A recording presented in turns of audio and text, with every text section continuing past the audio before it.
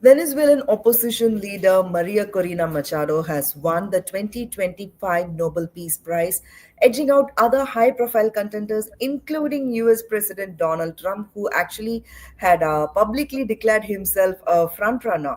So, Trump's strong reaction, after the Nobel Peace Prize was announced, calling the decision rigged and politically biased, has reignited debates about the credibility of the Nobel Committee, global political optics, and the meaning of peace in today's polarized world. To talk more on this, I have the Federal's consulting editor K.S. Dakshinamurthy with me.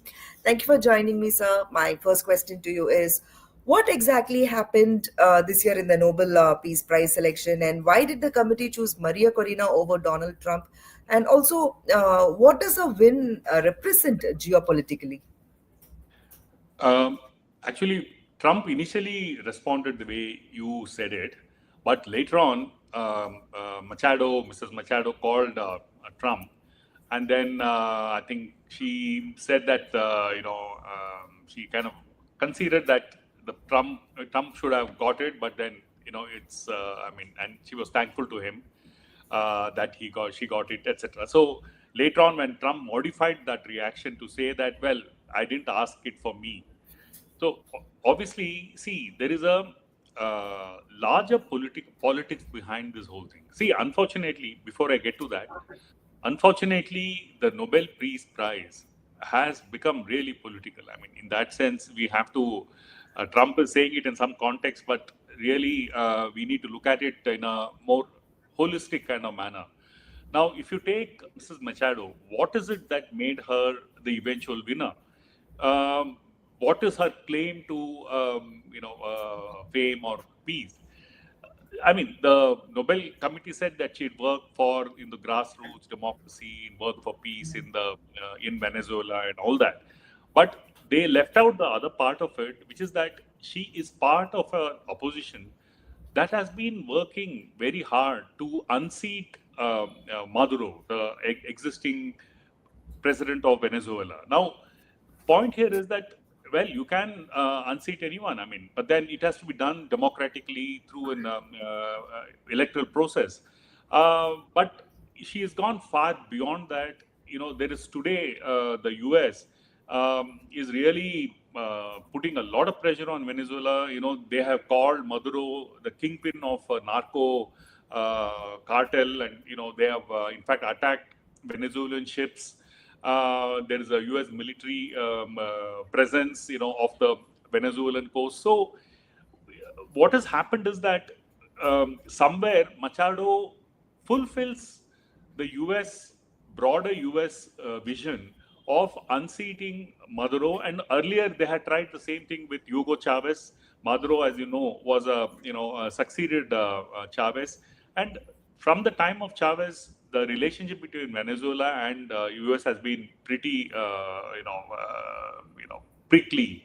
There has been a lot of tensions, and Venezuela has attempted to be independent, act independently of the U.S., which the U.S. does not generally tolerate of any government in Latin America. So they have been trying very hard. The Biden tried it, and then now Obama too tried it.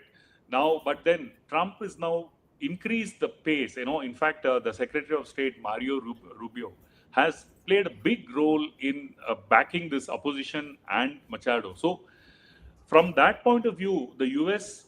will be very happy that she got the Nobel Prize, including Trump. Trump may not have personally got it, but he must be very happy that Machado got it, because it again puts focus on Venezuela, and it adds one more reason and some more power for the opposition in Venezuela to unseat Maduro. Yeah. But Trump, insists he brokered peace in multiple regions, including the Middle East. Do you think his transactional, deal-making approach ever fit the Nobel Prize idea of peace? Okay, if you look at Trump and the various attempts at peacemaking, and he wants to be called a peacemaker. If you look at his track record from the time he came to power the second term, it's really the latest one in Gaza, where he has actually managed to halt the fighting. Okay, now what happens next is something we need to see. But as of the moment, he succeeded in bringing a halt to the fighting, which is a big thing for the Palestinians in Gaza. There's no two things about it. But if you look at the others, like the other claims that he's making, say, take for instance the India-Pakistan conflict that happened earlier this year in May. India has consistently denied that Trump had anything to do with it. But Trump keeps listing this out as one of the conflicts that he has put an end to.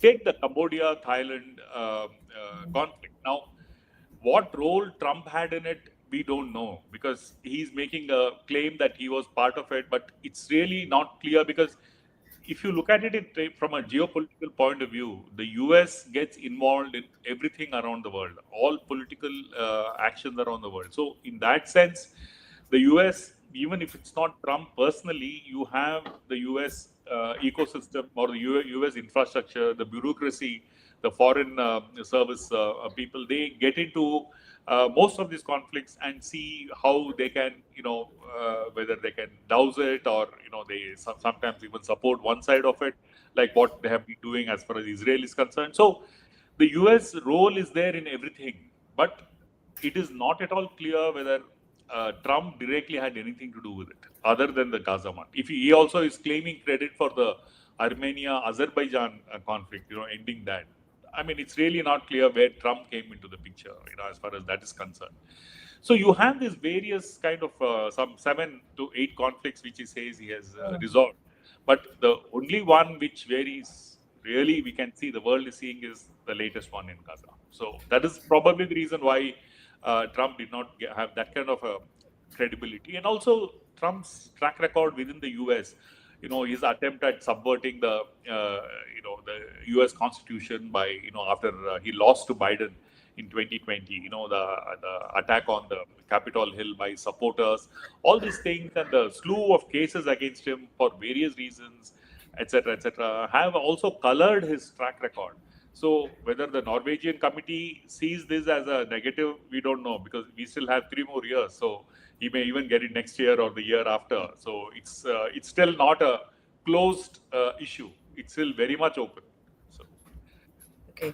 So, is Trump's frustration really about the Nobel itself, or about the world refusing to see him as a peacemaker? Because he keeps claiming, I saved millions of lives and I ended 7 wars. So what is this really about? So Trump wants to go down in history as a person who won the Nobel Peace Prize. Now, why would he want that? Because in some ways, it's an attempt to kind of whitewash what he has done in the past when he was out of power between 20 and 24. And what he did, like I told you, the attack on the Capitol Hill and the many cases that were against him, none of them, really in any way increasing his stature. So he also knows that for all practical purposes, this is his second term and the last term. He cannot become president again, unless, of course, the constitution is changed. I mean, which I don't know. I mean, that's a different story. So the point here is that Trump wants to be known as somebody who won the Nobel Peace Prize. So in the past, if you take, you had 4 U.S. presidents. Woodrow Wilson, you had Theodore Roosevelt, Jimmy Carter, and Barack Obama, and all of them are now listed as presidents who won the Nobel Prize, Peace Prize, among U.S. presidents. So Trump very much wants that. So it is also, in a sense, it's a question. It's like a vanity project where Trump wants to rise above, any kind of a petty politician. He wants to, look like a statesman, and then, and the Nobel Peace Prize will seal that for him as far as posterity is concerned. So, in that sense, I mean, I'm really not surprised that he wants it, and he wants it at any cost. And he's consistently saying he wants to be known as a peacemaker, right? So, whether it's trying to arm twist the Ukrainian President Volodymyr Zelensky, or backing Israel to the hilt in its bombing of Gaza, I don't see where he actually fits in. But then, well, he has his own way of doing things.